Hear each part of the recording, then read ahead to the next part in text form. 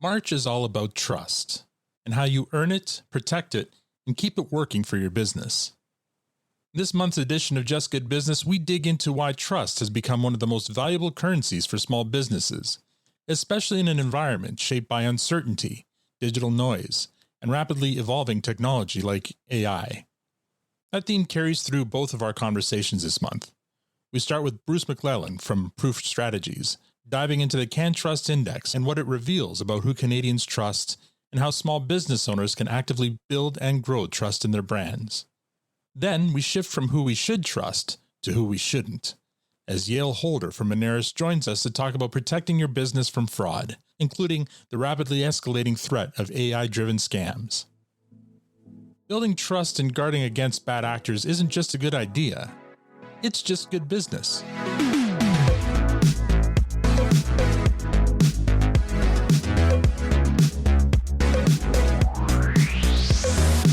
In business, trust is everything, especially for small business owners. Trust can be one of your biggest competitive advantages over larger, often faceless corporations. That's why it's so important for small businesses to intentionally build and strengthen trust with their customers. But how exactly do you do that? Well, for the last 11 years, Proof Strategies has been measuring trust levels in Canada's institutions and sharing their findings in their annual CanTrust Index, all with the goal of helping organizations understand, strengthen, and sustain trust and reputation. So who better to talk about building trust than Proof Strategies' own founder and chair, Bruce MacLellan. Bruce, thank you once again for joining us on Just Good Business. Thank you, Al. It's a pleasure to be here. I appreciate your interest in trust. Well, I am very interested in trust. Now, we had you on last year to discuss the index, so it'll be interesting to see what, if anything, has changed. But before we dive into those latest results, what can you tell us about Proof Strategies? Proof Strategies is a management-owned, Canadian-owned communications strategy firm. We work with clients of all different sizes and types of activity to help them better connect with their audiences. Private sector organizations, public sector, not-for-profit charities. What we do is help our clients to build their connections with audiences and ultimately build trust. Okay. Now, this is the 11th year of the CanTrust Index. Why did Proof create the index? Well, trust is interesting, Al, because everybody would agree it's important. And, certainly there's nobody out there that says, I don't want trust. But on the other hand, nobody really treats it as a science or as a deliberate act that they can pursue and build. So we saw a gap in the Canadian market for a study of trust in Canada that could be used as a benchmark. And other organizations could look at the benchmark of our study and then start to do their own research and compare their own levels of trust. It's important to do local studies because trust is driven by local values, by local customs, by regional differences within a country like Canada, as well as by history and events. So this year, for example, we're seeing how the tensions with our southern border nation are influencing trust in Canada. Right. Now, the 2026 index shows trust is rising for small and mid-sized businesses, as I kind of alluded to in my intro, while trust in larger corporations continues to lag. Why do you think small businesses are performing big companies on trust, and how can owners intentionally protect and build that advantage? Well, I think there's a few factors at play in how the trust score is changing. And you're right, as you mentioned, that small and medium-sized enterprises have seen an increase in trust, while large corporations have seen a decrease. So within that context, think about the context where Canada is in a situation where our U.S. neighbor is attacking us. The president is openly critical of Canada, threatening annexation. And many large corporations are hesitant to stand up to the White House and are modifying their own behavior to be more in line with the White House. So Canadians are seeing that and thinking, whoa, wait a minute, I'm not sure I like that. Yeah. What I do see that I like is Canadian companies who are standing true to our values as a country and standing up for Canadian sovereignty. We're in a Canadian moment now in trust in Canada. And what we've seen is across a variety of questions in our survey, an increase in trust in all things Canadian. Now, we can never take that for granted, but everything from Canadian ownership of companies to trust in Canadian elections to trust in our key institutions such as the RCMP or the Canadian military, all of those sectors have seen an increase in trust during the past year. Now, that your findings suggest that Canadians increasingly expect businesses to act responsibly, economically, socially, ethically, like you just mentioned. For small business owners with limited resources, though, what kind of trust building actions can actually matter most to their customers? Well, I think resources are limited, and I'm the founder of a company that was a small business. Perhaps we could call it now a medium-sized enterprise.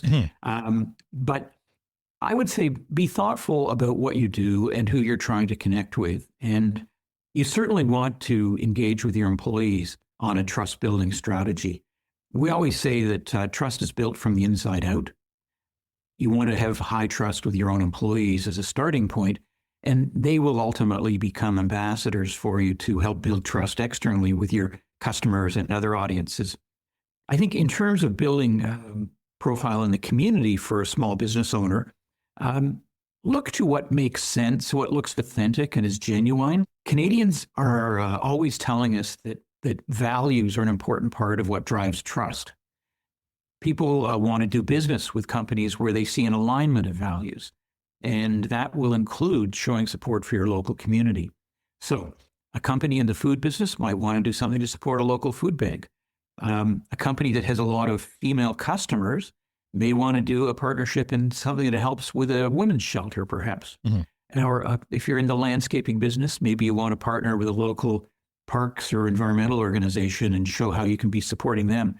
This way, you're aligning with your values with a community cause, but you're also doing it in a credible way where it's clearly an area that you understand and know about. Right. Usually, we also would recommend that you talk to your customers. Ask them what's important. Ask them what would make them more trusting of you. There's lots of ways you can solicit customer feedback, and that will also help to map out your plan for trust. Now, the big news item in the last couple of years has been AI. And I believe last year was the first year you guys included a question about AI in the index, if I'm not mistaken. And last year you had mentioned Canadians are using AI more, but trusting it less, which is kind of, it's a dichotomy there, right? So how should small business owners think about adopting AI tools for their business, without eroding that trust? Well, AI has certainly become one of the more complicating factors around trust for any organization. And that's why we encourage caution and we encourage transparency. I think it's inevitable that AI is going to change how most of us work and live in so many ways that we can't even imagine now. I'm not saying we could resist it or should resist it. In fact, at our company, we're embracing AI, but we're doing it with a set of guidelines. Right. We've established a policy and what we call guardrails for our employees so that they can follow those guardrails and participate in using AI and learning about it, but doing it in a way that's where we've set some guidelines around our values and our ethics, one of which, as I've mentioned, is transparency. The interesting thing from our trust research that we're finding is that AI is perhaps the first major technological advance where familiarity is breeding contempt. Right. Which is a very ironic development, but it is such an unusual advance and a tool where really no one knows fully where it's going to take us and what it will do to our society. So there is this healthy skepticism of people around AI, and I say healthy because AI right now is something that we need to be skeptical of. It's an amazing tool, but it can also produce errors, and they call them hallucinations, where the AI tool will tell you something that is just blatantly untrue. Really, defining your values, setting your guardrails, and being transparent about how you use it is I think, the key approach to take. The other thing is to always remind your employees and your customers that there are certain things that AI will never do, and particularly around judgment. Humans will always have judgment. And, when you think about the most consequential decisions in business, they're not about doing something faster or doing something in a more automated manner. They're about making good judgment decisions. And that is a uniquely human skill and characteristic. And AI is not ever going to replace humans for judgment. What we tell our employees is use AI as a co-pilot and use it to be more efficient or consider more points of view. But it's the human that has to make the final choice. Yeah, good point. And you shouldn't be leaving those decisions to formulas for sure. trust and test, right? I think is probably the important thing. Trust and verify. Verify, that's the word. Yes, trust and verify. Thank you for that. Now, trust in traditional institutions and experts remains relatively strong in Canada, but misinformation, another topic we talked a lot about last year, it continues to influence public opinion. What role can small business owners play as trusted voices in their communities? Well, we know that small and medium-sized businesses are more trusted than large corporations. We also know that small business owners are more trusted than politicians. So, there's room for a voice for entrepreneurs and small business owners in their community. However, we also recommend the point that talk about the things you know about and don't find yourself talking about areas that are outside your expertise. That's unlikely to serve you well. The public tells us still, in terms of sources of information, that across every age group, all segments of our society, people still trust traditional news media, newspapers, radio stations, TV. Now, the traditional media has suffered in the last few years because of the changes to the economic model, but they are still trusted sources for people. So in some ways, a small business would want to align themselves with traditional media. So if there's an opportunity with a local newspaper, local radio, local television, working with the local news media allows you to take their trust halo and extend it into your brand or business, whatever you're doing. And you can tell a story that they find interesting and that also helps you with your customer and target customers. Entrepreneurs in general are trusted by about a third of Canadians across the country, a little more in some regions, a little less in others. So there's good trust for entrepreneurs, but certainly you should be looking to align yourself with other sources of information that the public might find even more trustworthy. Now, ultimately, trust affects buying decisions, loyalty, word of mouth. Based on the index, what are some practical steps you can encourage like a small business owner to take to drive their growth through trust? Well, there's a couple of things I would suggest for how a small business owner might start a trust strategy for their business. Certainly, trust is built from the inside out. So Canadians want to see businesses that treat their employees well, that pay them fairly, that provide good workplaces and good benefits for those employees. So build a loyal cadre of trust supporters, firstly among your own employees, and let them be good ambassadors for you as a trustworthy employer and a trusted business. Then your customer network would probably be your second priority. Our research tells us that one of the most trusted sources of information is people's friends and family. So people are talking to their friends and family about, where do you buy this? Who do you trust for that? And therefore, if you can build up a loyal and vocal following among your own customers, then you're going to be tapping into one of the most trusted channels in society, which is friends and family. So, I bought a car 2 years ago from a dealership, and 2 years later, my daughter's looking to buy a car. I recommended that dealership. I recommended the exact salesman because of how they treated me. They earned my trust. He was exceedingly service-oriented. He earned my trust. And as a result, they got a referral. Now, I actually don't think they did that much to build up my referral loyalty, but I did it anyway. So a business that has a more deliberate approach to building up referrals, actually encouraging happy customers to make referrals, to tell their friends and family about your business, that's an incredibly powerful way to leverage trust to build your revenue. That's a great point, especially when it comes to large purchases like that. You're always asking other people for their experiences. And I feel like the bigger the purchase, the more important that trust would be.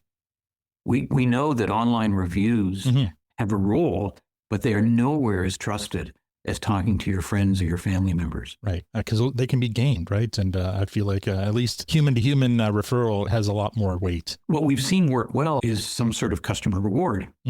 If you refer somebody to us who ends up becoming a customer, we'll do something for you. But I would encourage business owners to make it a reward that's proportionate to the value that they're providing. Right. So, if I recommend somebody buy a car and they end up spending $60,000, don't give me a $5 coffee coupon. Right. Good. Yeah, make it proportional. Very, very good. Can you cherry pick one or two maybe surprising trends between last year to this year that we should be paying attention to? Well, I would say one of the trends that jumped out at us in 2026 compared to the year before was the surge in trust around things Canadian. Mm-hmm. So, many small and medium-sized businesses are going to be Canadian owned. Now is the time to put a maple leaf on your front door. Mm-hmm. Now is the time to remind your customers that you are Canadian owned. If you are a made in Canada business, shout it from the rooftop and let your customers know, because when we ask people, what are the drivers of trust in companies in Canada?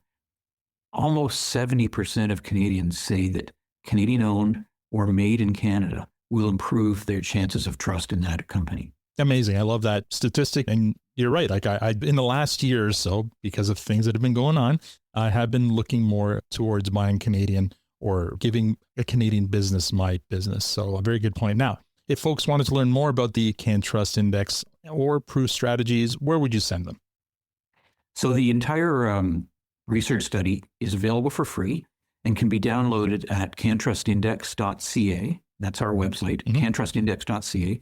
And we make the entire report available for free with the encouragement that people study it and look at how it applies to their specific sector, and then consider building a trust strategy for themselves. Trust is something that we all take as important, but we shouldn't treat it as an accident. We should treat it as a deliberate goal that we pursue, and it can be pursued. Trust can be a strategy. Mm-hmm. And if you achieve trust with your customers, you're going to have such a stronger business. It's well worth the investment. That's the CanTrust Index from Proof Strategies. And Bruce, thank you so much for your time today. I hope to have you back next year around this time. Maybe we can talk more about the trust strategy, because I feel like that's something that might be a good actionable item for small business owners. Thank you very much, Al. I look forward to talking again. Okay, thank you.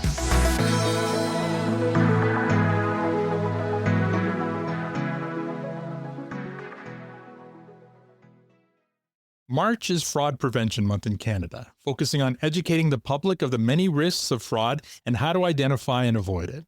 But the threat isn't just for individuals. According to the Canadian Federation of Independent Business, in 2025, half of Canadian small business owners experienced attempted or successful fraud in that year. That led to an average loss of $7,800 for those businesses. So the threat and costs are very real. Now, joining me today to talk about how you can protect your business from fraud is the VP of Customer Experience at Moneris, Yale Holder. Yale, welcome back to Just Good Business. Thanks for having me here, Al. I don't know many small businesses that can swallow a $7,800 loss in business. So this threat is real. The most important question that we want to answer today is, what can businesses do to protect themselves? Yeah. So there are a number of things businesses can do. Let me highlight the top 3 things I would recommend. Right. First of all, you need to take fraud prevention seriously. Right. And you need to develop a defensive and response mechanism against fraud. So 1, train your staff to spot phishing emails, fake attempts over the phone, whatever it is. Invest in some training for your staff. And there's a lot of this can be done cheaply. It's online. You can have conversations with your team to look out for it. Start there. Second, use verification techniques. If you're going to transfer funds from your company, make sure you have a verification track technique to do it. So if they receive a call saying it's the CEO, that they're not transferring or say that, they have a particular methodology to verify that. So have verification techniques. Mm-hmm. And then finally, use Moneris solutions that have fraud tools to protect your business against fraud. You can do things internally to protect yourself, but also make sure you're using the right tools to protect the business. Well, those are all great tips. Now, let's talk about the big story from the last couple of years. 90% of small business owners worry that AI will make fraud harder to detect. How are scammers using AI right now and all the new technology to target victims? So KPMG came out with some analysis around AI-generated fraud attempts against Canadian businesses. And there are 3 of the most common techniques involve 3 key areas. 1 is AI-generated phishing emails or chats. 60% of all the fraud attempts were in that bucket. Right. Second, there were deepfake documents purporting to do something, either an invoice or something of that nature that looks real. About 39% were deepfake documents. And then you have a much smaller number, but it's starting to go larger, which are executive voice clone calls. Meaning it sounds like if it's an executive calling you, asking you to move funds or to do something where you give information that would lead the facilitation of transfer of funds in some form. Right. So that's small, but it's growing rapidly, and it's difficult to detect from just a regular ear, especially if you don't speak to the CEO too often. Sure. If you believe you're getting a call from that individual, it may make you believe it's real. Yeah, I mean, I think the biggest thing is just kind of use common sense, right? Like, would the CEO be contacting me to transfer funds? Probably not. Correct. Yeah. Correct. But it may seem real. It may not be the CEO, but it may be your boss's boss. Right. Just asking you to transfer something that you normally do, but they're asking you to transfer to a different account, for example. So it may not be completely outside of the realm of what you do, but it may be a slight change to what you do. So it's understanding whatever the verification techniques are, so you can verify those things before executing on a request like that.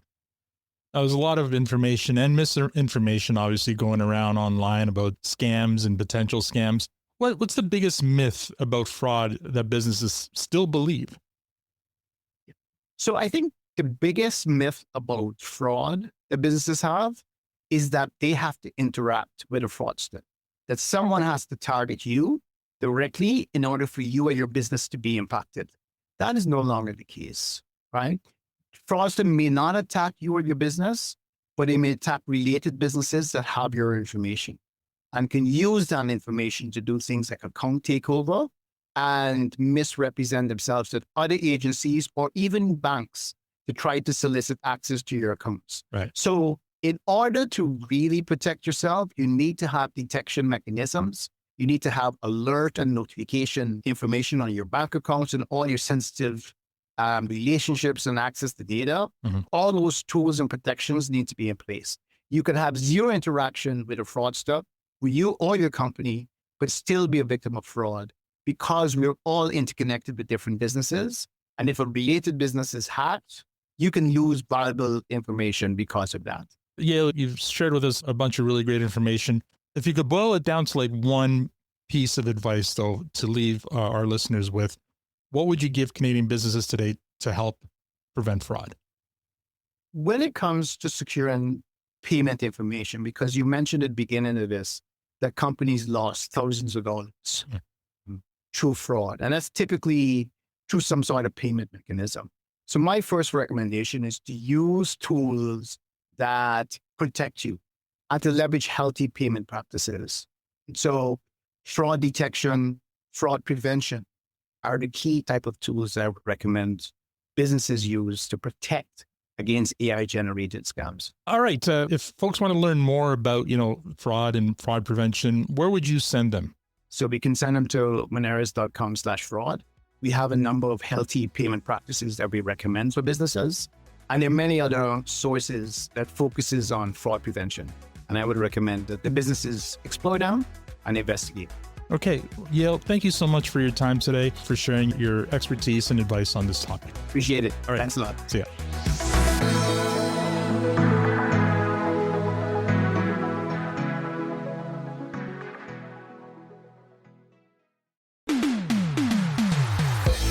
That's our show for this month. Once again, please check the show notes for links to everything we talked about in this episode.